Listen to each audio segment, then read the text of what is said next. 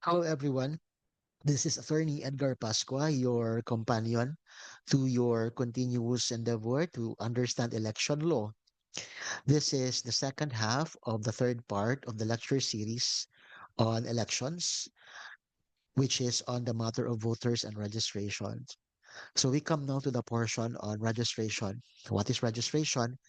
The law says that it is the act of accomplishing and filing of a sworn application for registration by a qualified voter before the election officer of the city or municipality wherein he resides, and including the same in the book of registered voters upon the approval of the election regulation board.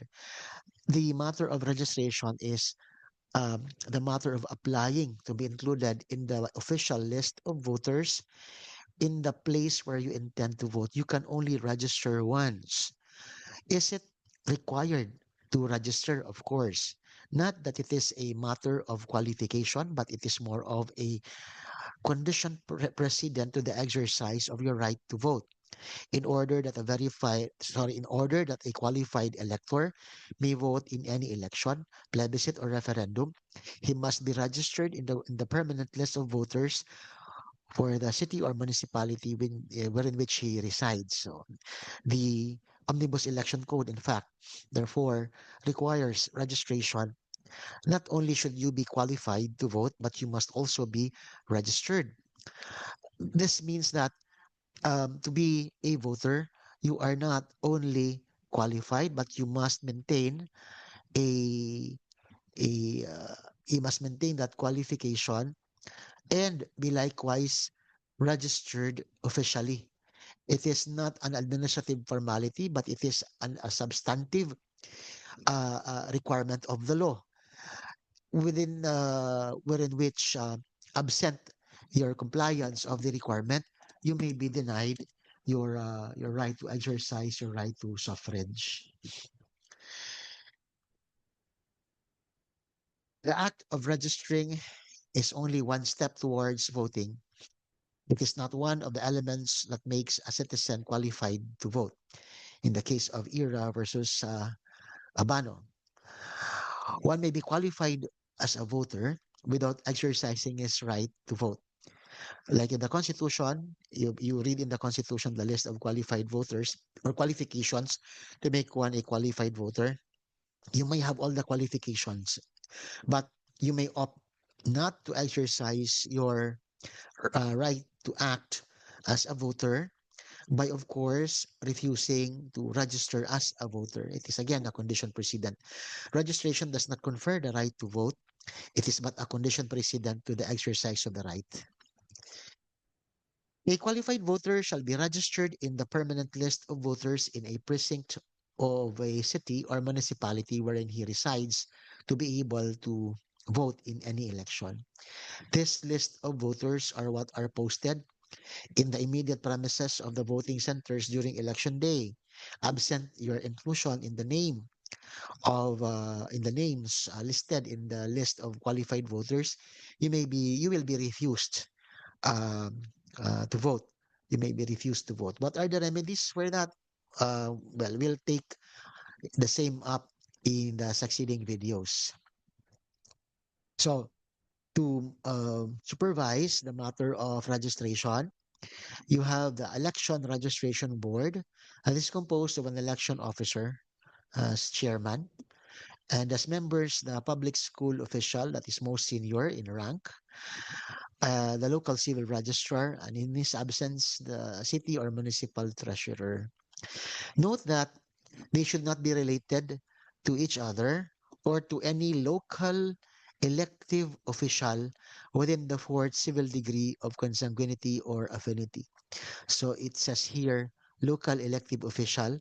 It does not say national elective official, nor does it say candidate. No, specifically, the law is very particular on the exclusions. No? The matter of the continuing registration of voters. The personal filing of application of registration of voters shall be conducted daily in the office of the election officer during regular office hours. So it's daily, except when the office is closed because it is not a work day, or when the office is done for the day. No registration, however, shall be conducted during a period starting from 120 days before a regular election and 90 days before a special election. From the provision, you see that voter registration is not restricted to a single pre-election window. It is continuous. It is done daily. Um, of course, during office hours, during a regular election day, regular office days, and it remains open all year round, except for specific days, specifically starting 120 days before a regular election and 90 days before special election. This is to allow COMELEC also preparation for the election, no? Among other reasons. This is one of the reasons of COMELEC for ending early the registration of voters. So Supreme Court said that the resolution of COMELEC setting the voter registration earlier than usual, more than 120 days before the regular election, was declared null and void for violating the law, RA 8189, which already provides sufficient periods for election preparations. COMELEC may change pre-election schedules only when legally justified, and no such justification existed in this case. And so far as the voters are concerned, read Akbayan versus COMELEC. Akbayan voiced out the sentiments of some young people who are those who have yet to register because they missed out on the window of or the daily elections done at the COMELEC, no? So, sabi ng Supreme Court, sabi ng mga ang tanong ng mga petitioners, pwede bang palawigin or give them more time, extension for the period of voting? According to Supreme Court, no. The right to suffrage is not at all absolute. Needless to say, the exercise of the right to suffrage, as in the enjoyment of all other rights, is subject to existing substantive and procedural requirements embodied in our Constitution, statute books, and other repositories of law. There is this principle here that you have to remember. The law aids the vigilant and not those who slumber on their rights. Here, those who intended to have the registration extended actually slept on their rights. They have the entire year, and it is only when the election is drawing near during the restricted period that they want to be registered. What are the types of applications during the registration period? No? What are the processes? Of course, you have the application for registration for new voters, the transfer of registration records, the deactivation and reactivation of registration.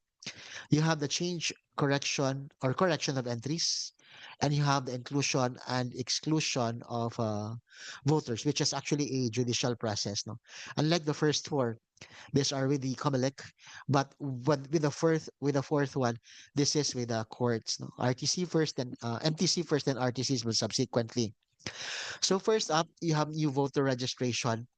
This is done by the personal appearance of the registrant. Um, during the in the office of the election officer during the period when he is allowed to register in the period in the place where he intends to vote, his place of residence. No, requirements are very technical, pero you should know this. No, valid ID. The valid ID is a government issued ID. Government issued ID um, bearing your photo, signature, and address to show that you are really a resident of that place. Other supporting documents are necessary, such as if you're naturalized and you really appear to be, especially kung you are Caucasian, and it's really going to be asked of you, no, if you're a foreigner. If you look like a foreigner, you're naturalized, you are going to be asked your naturalization papers, for example. An accomplishment of the prescribed application form, a form that is provided for by the election officer. Additional requirements are set by the mandatory biometrics voters registration law, capturing the digital information of the data subject if you are to use the terminology under the Data Privacy Act. This is it was enacted in preparation for the automated elections, but these are the requirements. A digital photograph, your photo is taken during registration. Your fingerprints are captured during registration. Your signature is also captured in digital form.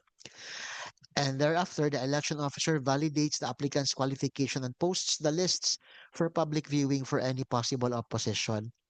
This list, which is made public, is done to subsequently exclude or include a voter, or to consider the denial of his intent to register. So the matter of registration is very inclusive. It is very inclusive because it sets certain parameters for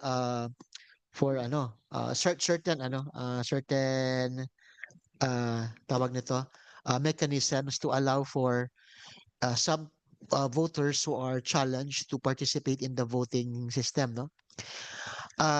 So during registration, an illiterate person may register with the help of the election officer or any member of the accredited citizens group. Even the physically disabled person may have their registration applications prepared by a relative within the fourth civil degree.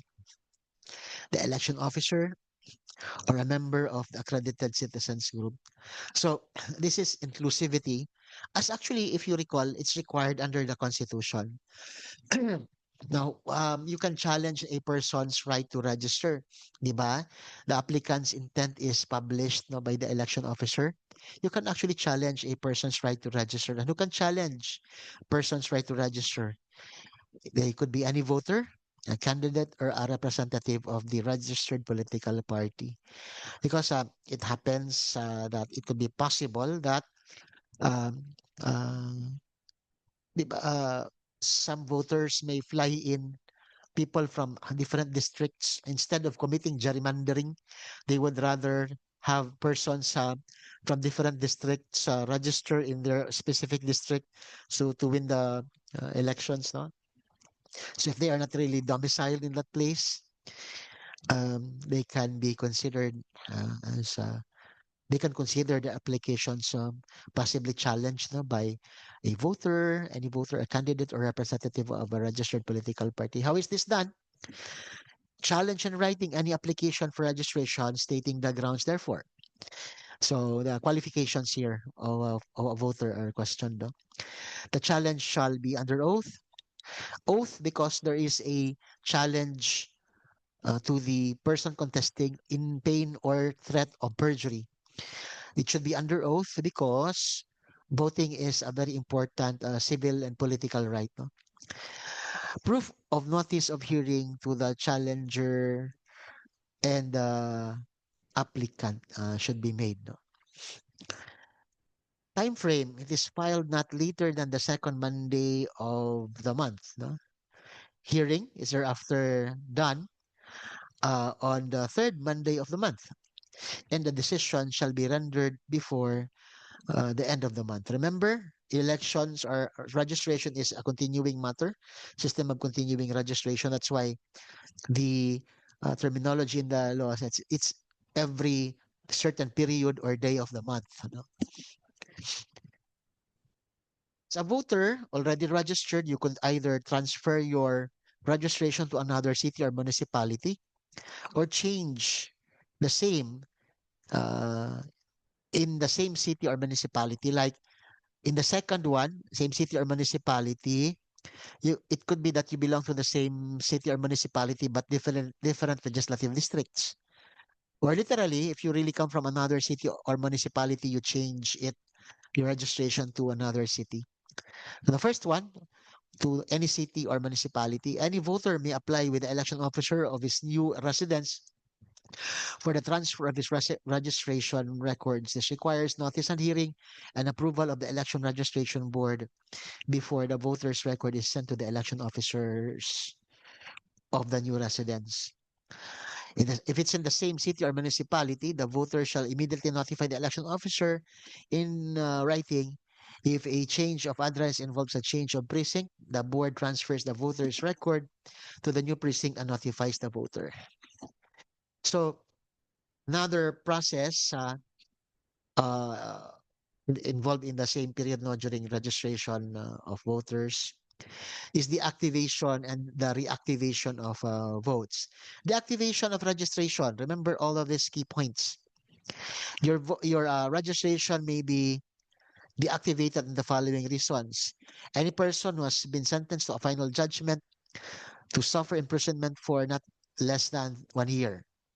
Any person has been adjudged by final judgment of having committed any crime involving disloyalty to any duly constituted government.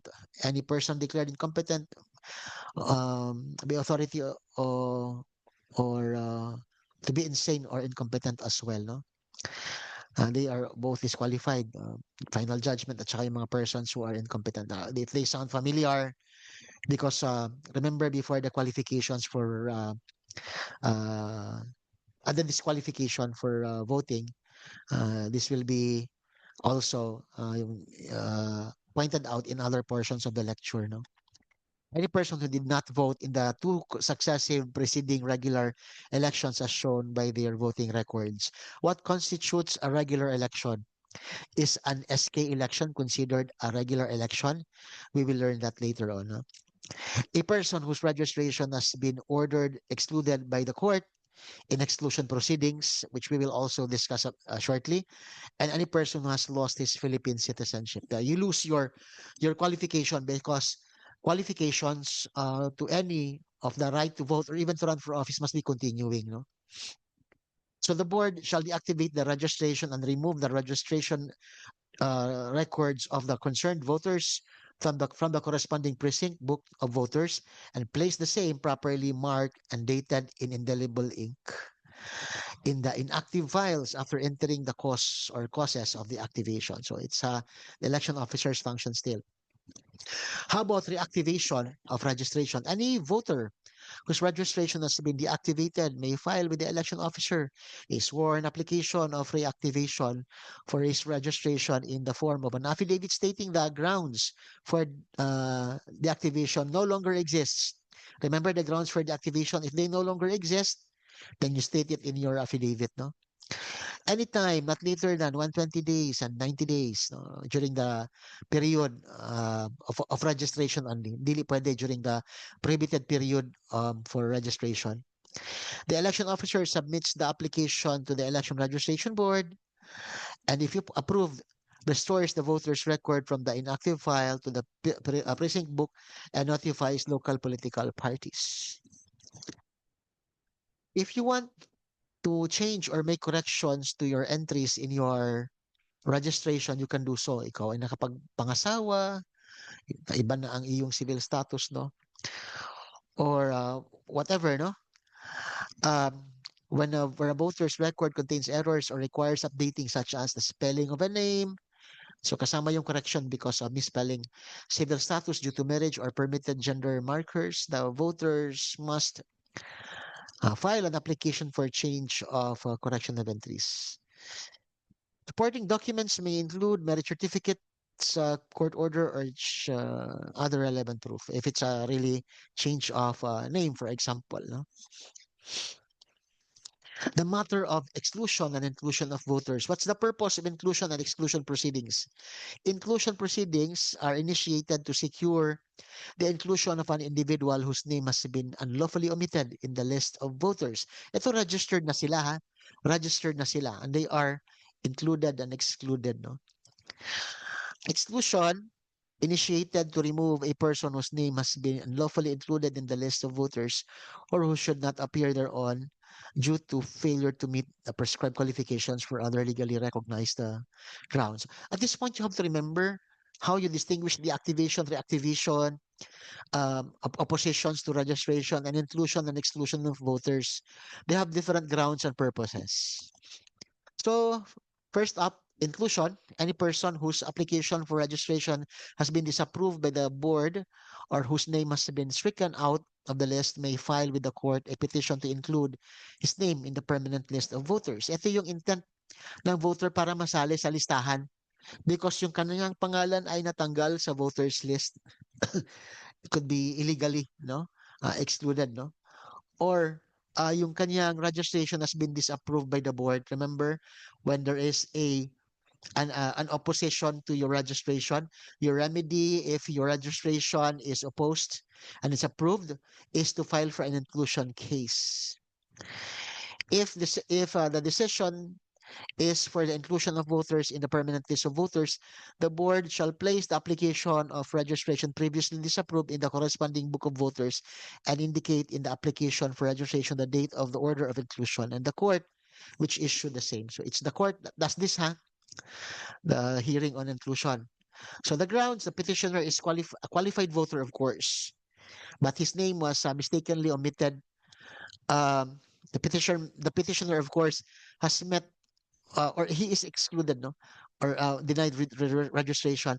The petitioner met all legal requirements for registration, but despite this, the Election Registration Board wrongfully denied the petitioner's registration application. See, so it could be na challenge yung kanyang registration, or his name was unlawfully removed from the list of voters.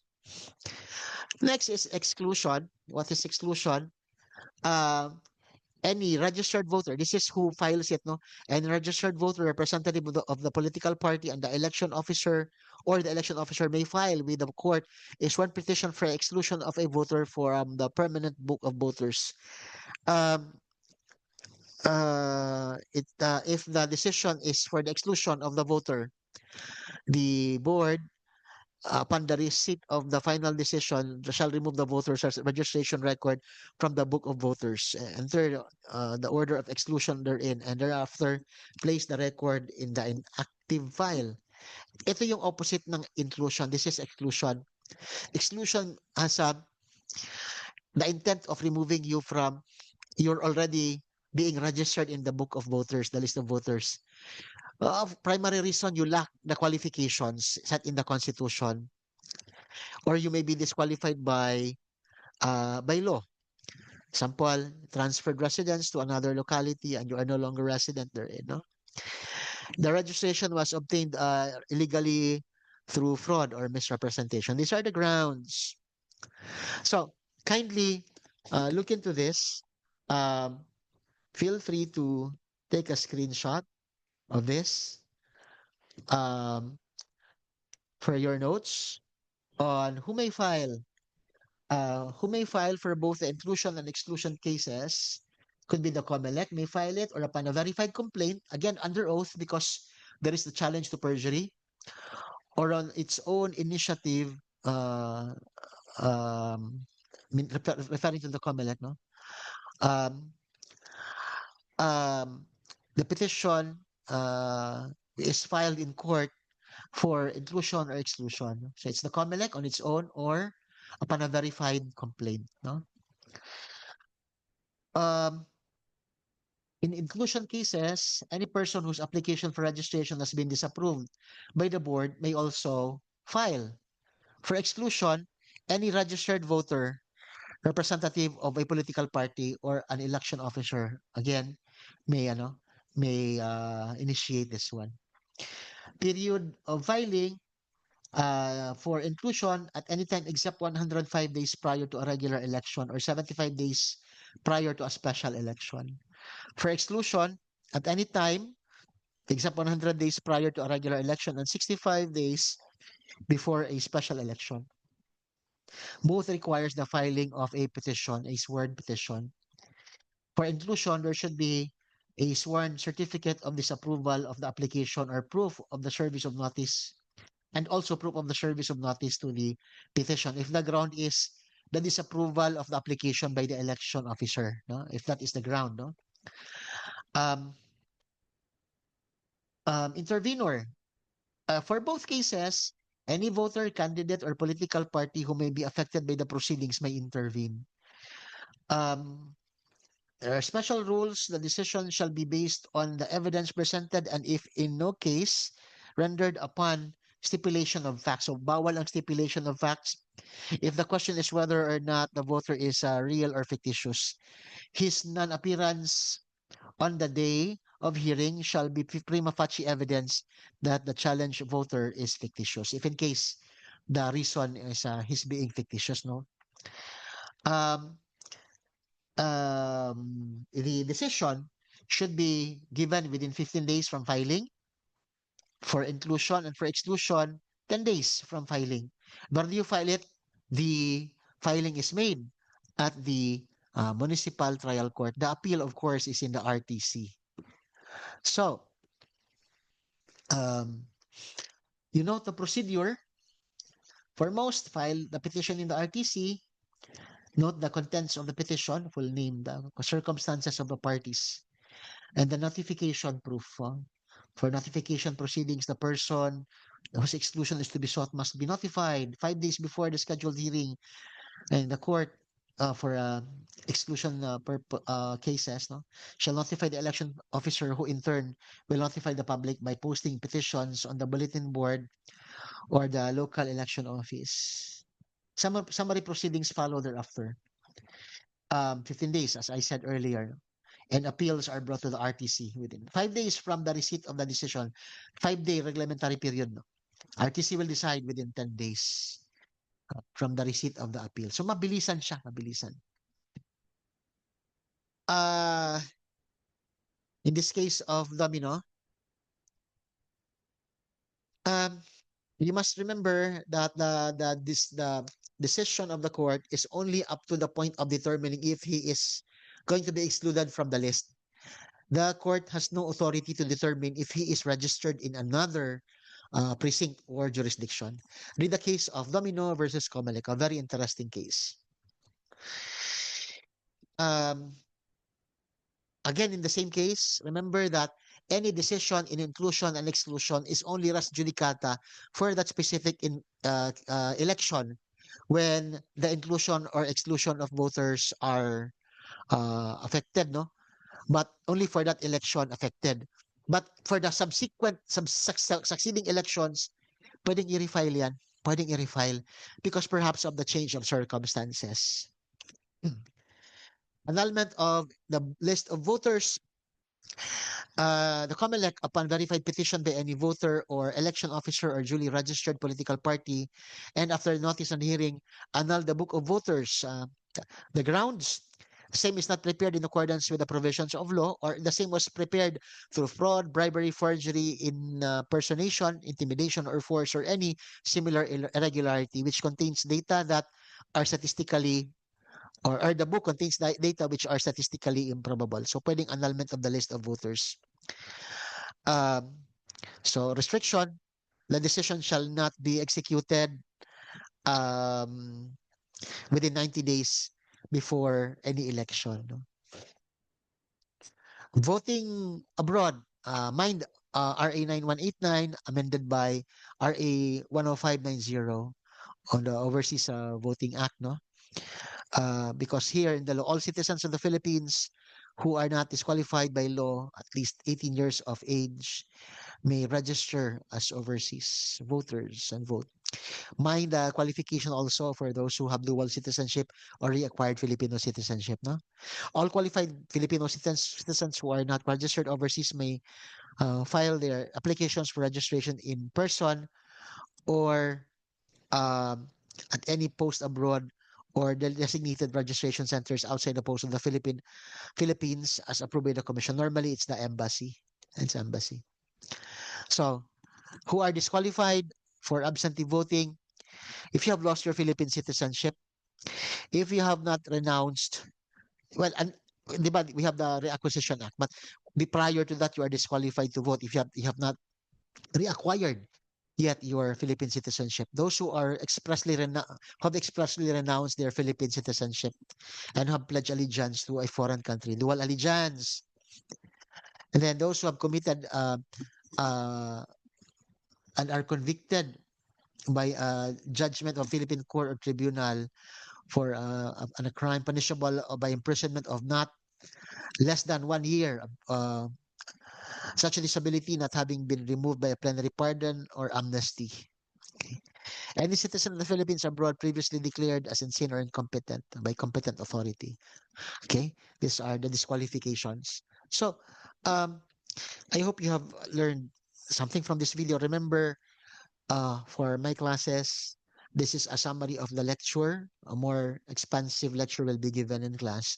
For those who are viewing, thank you for your continued interest in election law, and I hope you succeed in your endeavors.